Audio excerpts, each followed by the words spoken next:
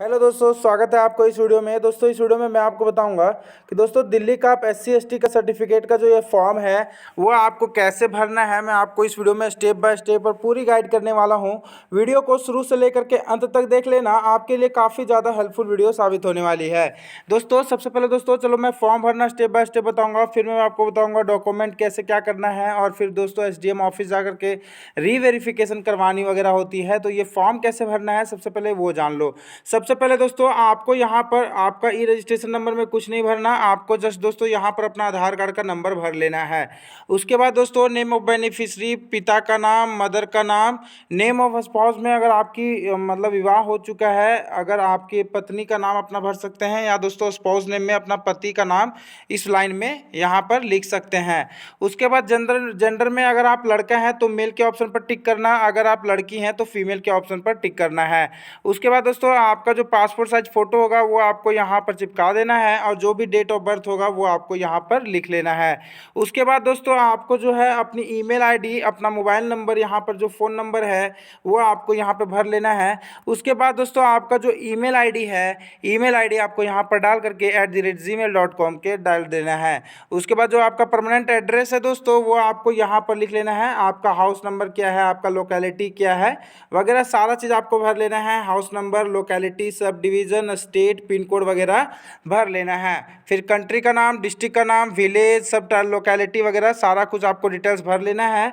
उसके बाद दोस्तों यहाँ पर मैं आपको प्रेजेंट एड्रेस इज सेम तो यस पे टिक मार्क कर लेना, और उसके बाद आपको नीचे यहाँ पर आ जाना है। Details required for issuance of SC certificate, applying for, अगर आप SC से बिलोंग करते हो तो SC के ऑप्शन पर दोस्तों यहाँ पर आपको क्लिक कर लेना, अगर आप ST से बिलोंग करते हो तो ST के ऑप्शन पर टिक कर लेना।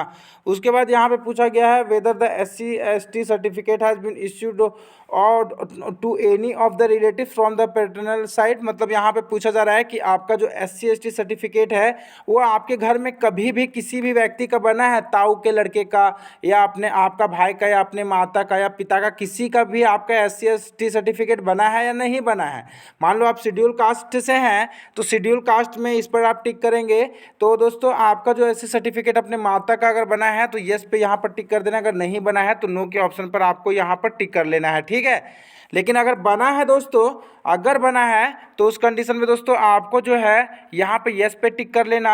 और जो दोस्तों उनका जो बना हुआ है, मान लीजिए मेरे माता का, मेरी माँ का SC सर्टिफिकेट बना हुआ है तो मैं यस पे टिक करूँगा, और जो कास्ट का सर्टिफिकेट नंबर है, SC सर्टिफिकेट नंबर है, वो मैं यहाँ पे डाल दूंगा। इश्यू टू किसके थ्रू बना हुआ है, फिर यहाँ पर सीरियल नंबर, सर्टिफिकेट का serial number, date of issue किस दिन को बना हुआ है, साइन किसने किया था, डेजिग्नेशन ऑफ इश्यूइंग अथॉरिटी तो SDM साहब ने किया तो मैं यहाँ पे SDM लिख दूंगा।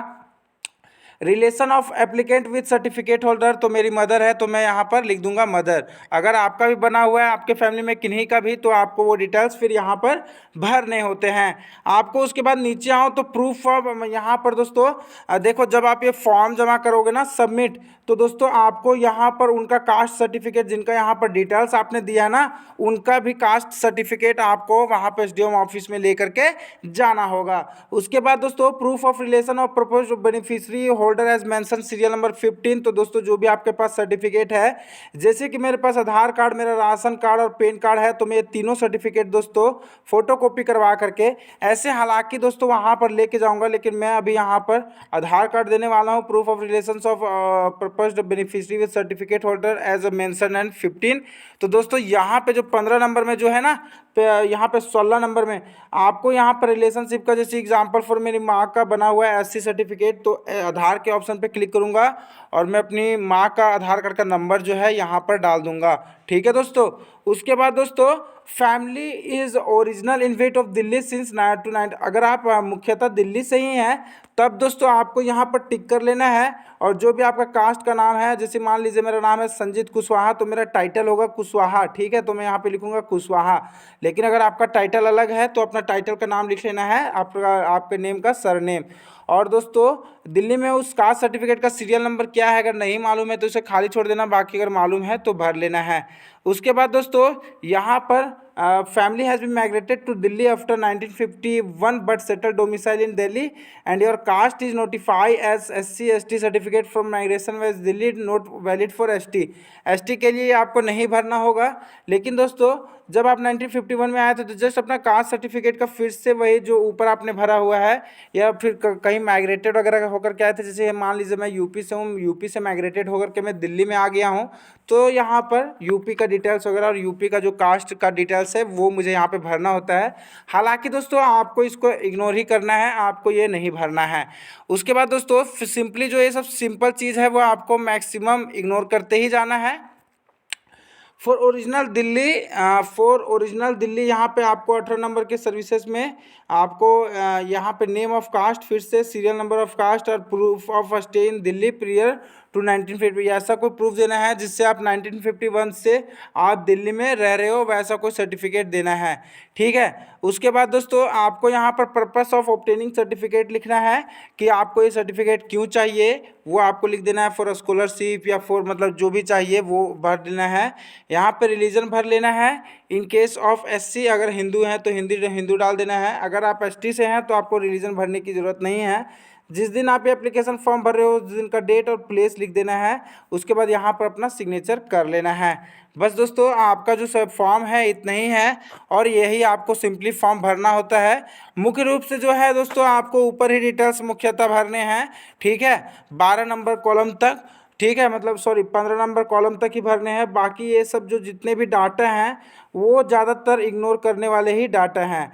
अगर आप यूपी से अगर आप दिल्ली में माइग्रेटेड होकर के आए हैं तब आपको ये सब कॉलम भरने होते हैं। अगर दोस्तों आप दिल्ली के निवासी हो तो आपको ये सब भरने की कोई मैंडेटरी नहीं है। मैं आपको बता दूं दोस्तों, आपका जो क्या करना होगा, आपको दोस्तों प्रूफ ऑफ कास्ट के तौर पे आपको कोई सर्टिफिकेट देना होगा। SDM ऑफिस में आपके पास जितने भी डॉक्यूमेंट है, proof of identity, proof of address, caste का प्रूफ, और जिनके भी मान लीजिए मेरे मम्मी का मेरा कास्ट सर्टिफिकेट बना हुआ है, मुझे भी बनाना है, तो मेरा मम्मी वाला जो कास्ट सर्टिफिकेट होगा वो भी SDM ऑफिस जा करके वहाँ पे सबमिट और वेरिफिकेशन करवानी होती है। तो आई होप दोस्तों वीडियो अच्छी लगी हो। अगर वीडियो अच्छी लगी तो वीडियो को लाइक और चैनल को प्लीज़ सब्सक्राइब कर लेना। कोई भी डाउट हो इस वीडियो से रिलेटेड तो आप मुझे नीचे कमेंट कर देना। वीडियो देखने के लिए आपका बहुत बहुत धन्यवाद। Thank you, thanks for watching the video.